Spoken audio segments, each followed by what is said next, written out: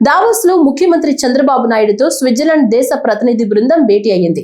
ఆ దేశ ఆర్థిక వ్యవహారాల కార్యదర్శి హెలెనే బడ్లిగర్ అర్జీడా, ఆర్థిక వ్యవహారాల ప్రతినిధి అంబాసిడర్ ఆండ్రియా రౌబర్, స్విస్ పార్లమెంట్ సభ్యుడు నిక్ గుగ్గర్, సీకో సలహాదారు మార్టినా బైటెన్హాదర్లు ముఖ్యమంత్రి చంద్రబాబుతో చర్చలు జరిపారు.